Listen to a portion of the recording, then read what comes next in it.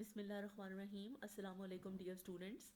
Today's lesson is related to a brief introduction about the 20th century poetry.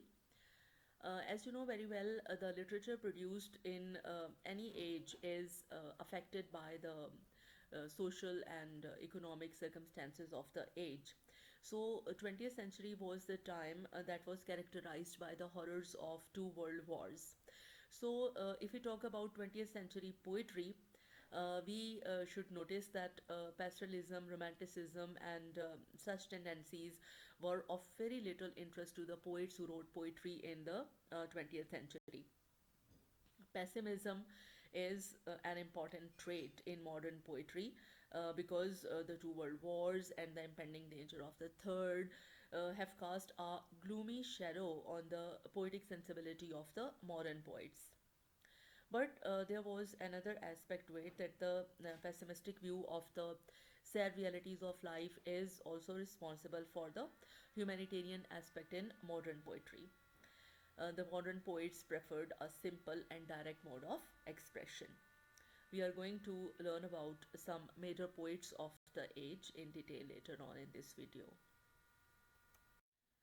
The most striking fact in 20th century literary history is the revolution in poetic taste and practice that resulted in the rejection of romanticism in the favor of more symbolist and cerebral poetry. If we talk about romanticism, students, you know very well that romantic poets focused on subjectivity, focused on the expression of their personal feelings and emotions in their poems, and they believed in the fact that poetry is a spontaneous overflow of powerful feelings recollected in tranquility. But the major poets of the 20th century who wrote a different kind of poetry, they rejected that viewpoint, the viewpoint of romanticism.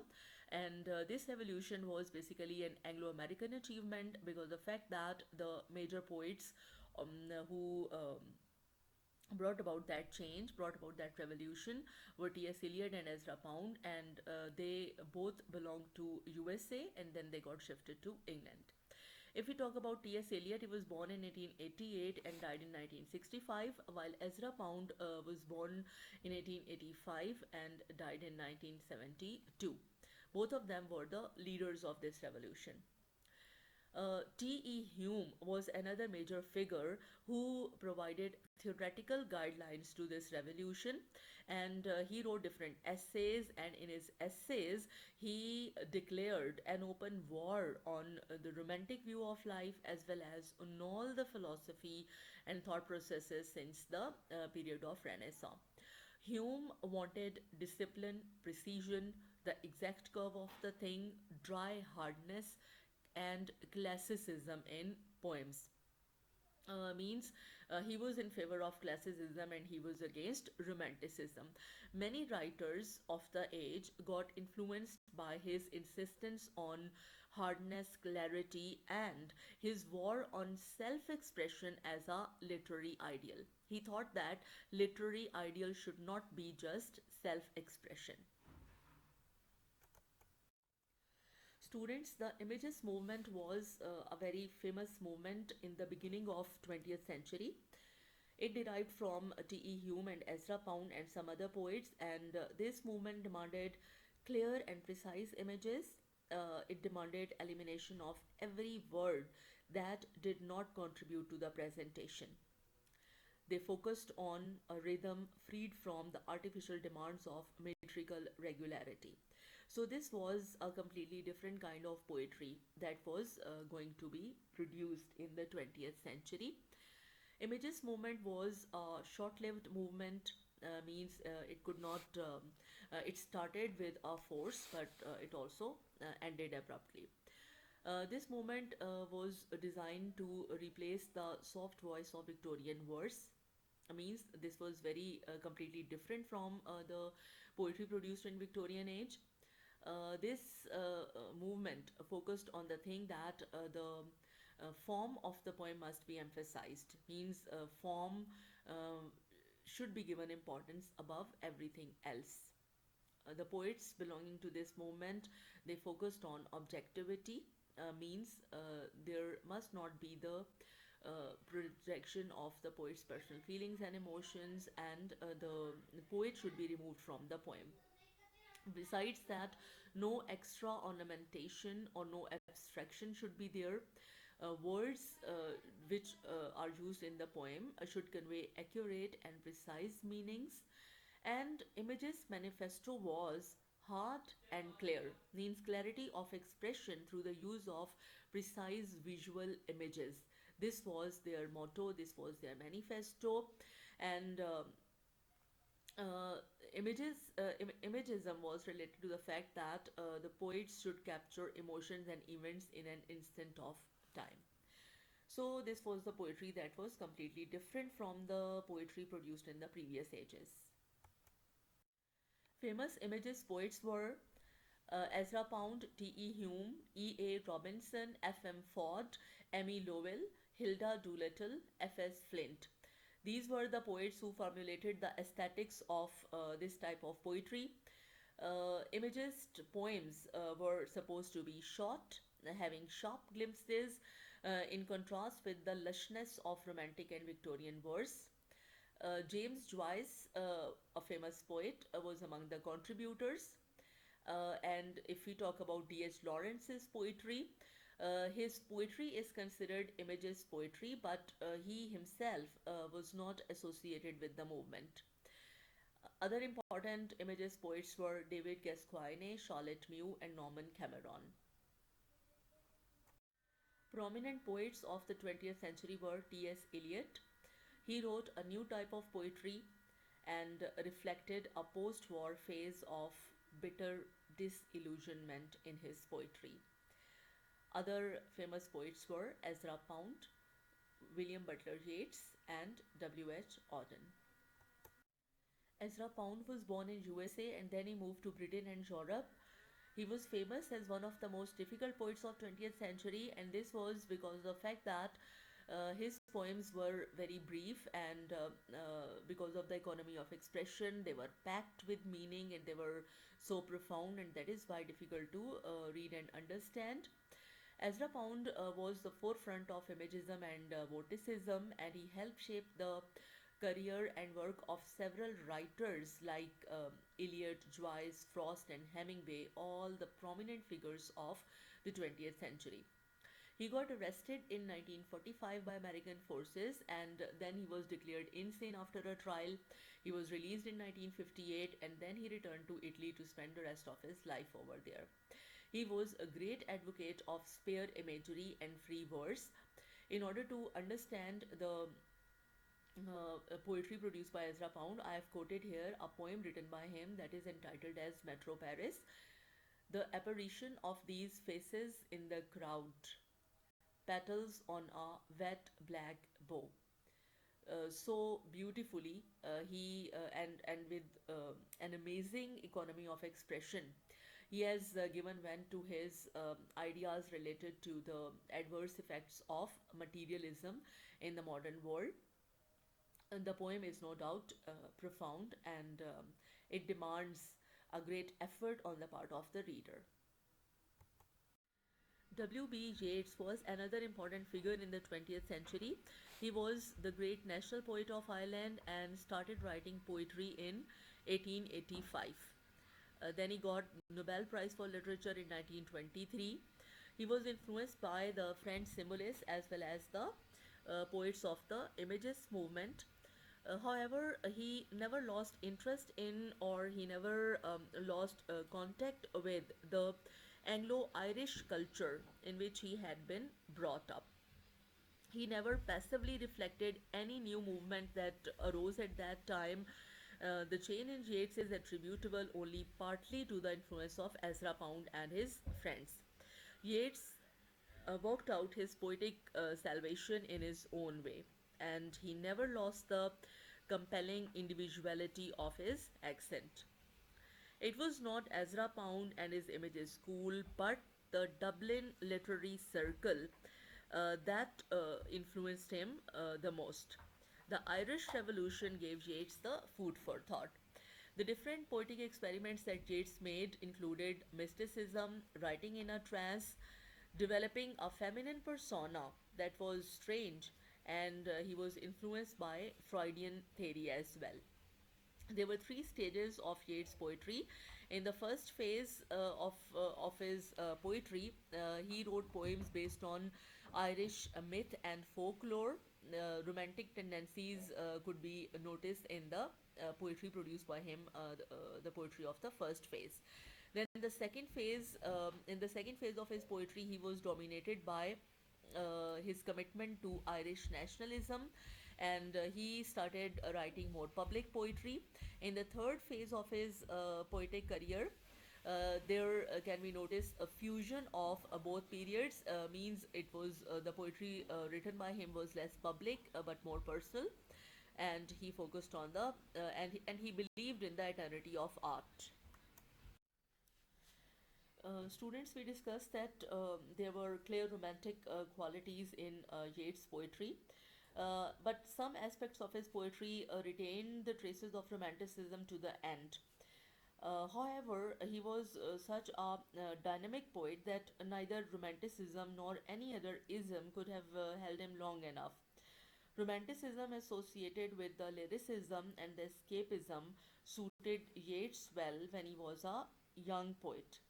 But he was quick enough in outgrowing these and stepping into a maturer, more economic, and orderly poetic mode, which was a synthesis of the best that was available to a poet at the beginning of the modern era in poetry.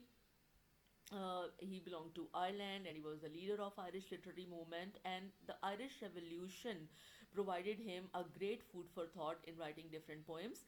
Now, in the early life, he believed in the theory of art for art's sake, and he was in full agreement with the views of his father that dramatic poetry was to be preferred because it was clear and sharp in outline, while the lyric was vague and blurred. However, Yeats' genius was lyrical, and it penetrates even his dreams, which are essentially lyrical. But in the 90s, Yeats became the advocate of art for art's sake. This happened under the influence of the French symbolist and the English aesthetes. He started to write pure poetry, means a poetry that was free from all the exterior decorations, embellishments, and in the last phase of his poetry, Yeats tried to reconcile art with life. In his later poetry, we get a nice fusion. In this last phase, he insisted that the life of the past can be made relevant to the present by the synthetic power of the poet's imagination. And he also said that literature must be flooded with the passions and beliefs of ancient times, otherwise, it would be a mere chronicle. Means it would lose its literariness if it is removed from the passions and beliefs of the ancient times. Yeats believed that there must be a fusion of personal with the impersonal in poetry. He developed a theory that the poet, in the act of creation, is not seeking his self but a mask, which is his anti self. It is the antithesis of all that he is in his life. This is very important aspect of his poetic theory. The mask is basically the creative principle for Yeats, and for him, all creative activity depends upon the energy to assume a mask. Means a poet should not involve himself in that, or he should not just write about his personality in the poems, but he should assume a mask that is quite different from his own self. The assumption of the mask is the denial of the personal life, but it should not be confused with the saint like quality.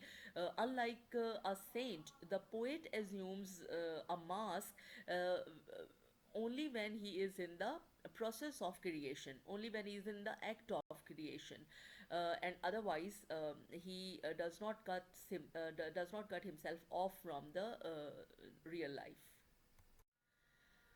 Yeats adheres strictly to traditional forms, whereas T.S. Eliot, another important poet of the age, he did not do so.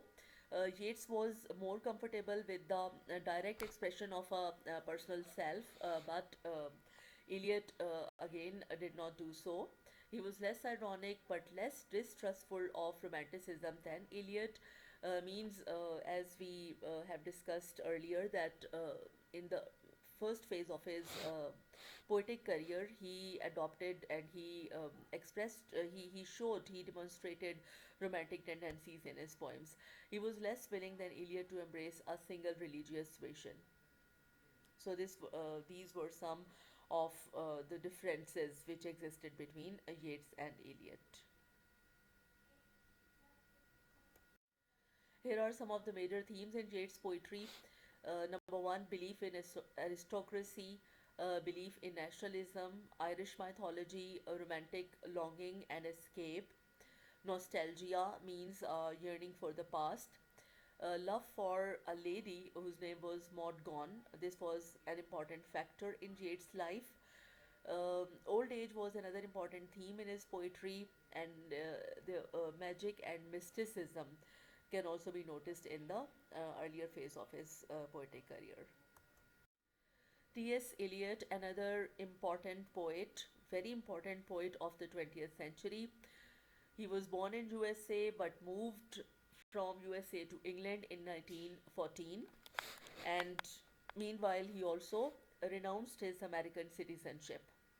He also won Nobel Prize in Literature just like W.B. Yeats, and he got Nobel Prize in 1948.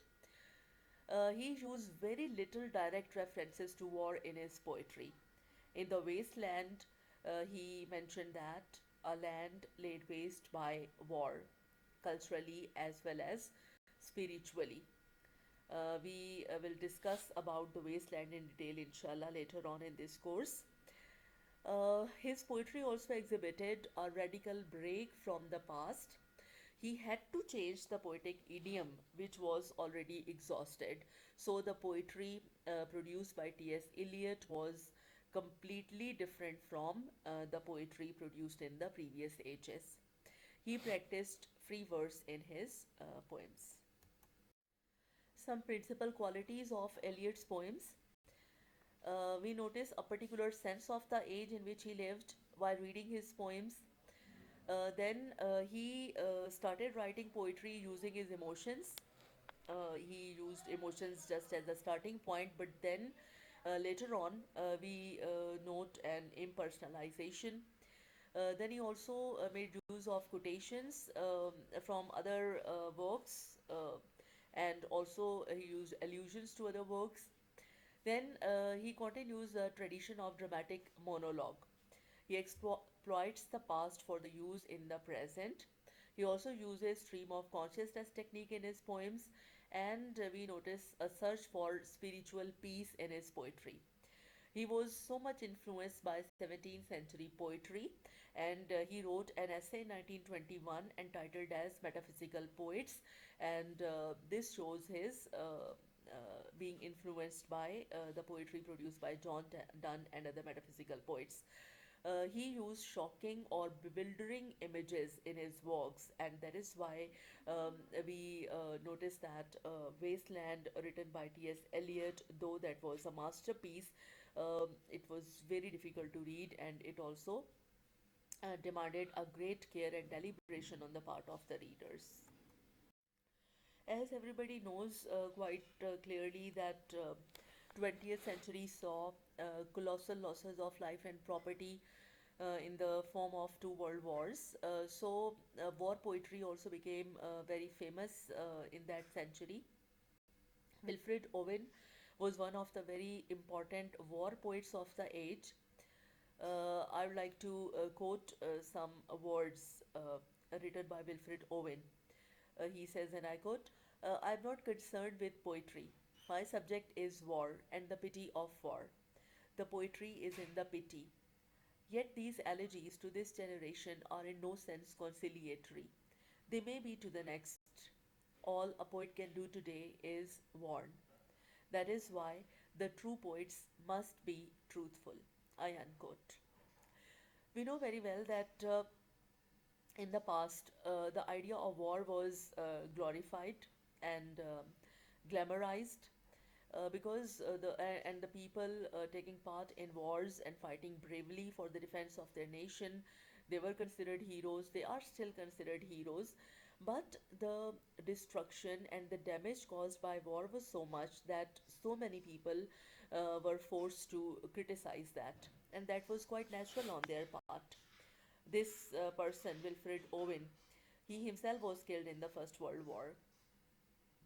So, if we are talking about 20th century poetry, it is necessary to discuss about the war poetry and the famous poets who wrote against war. War used to be romanticized and glorified, and even it was considered an obligation and a matter of pride and patriotism. And this is the traditional point of view regarding war.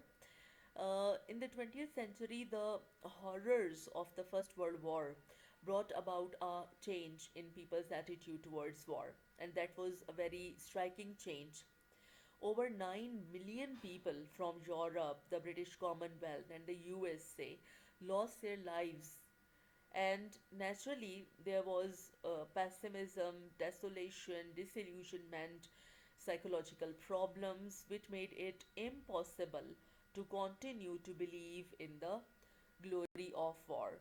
So, the war poetry produced in that age is quite natural. Major war poets included Siegfried Sassoon, Edmund Blunden, Edmund Thomas, and Wilfred Owen. Wilfred Owen was the best known of them and the most anthologized one. He was killed in the First World War, and he held the opinion that no cause justifies the loss of life on such a colossal scale. I hope students you have understood today's lesson. Wish you all the best. Allah Hafiz.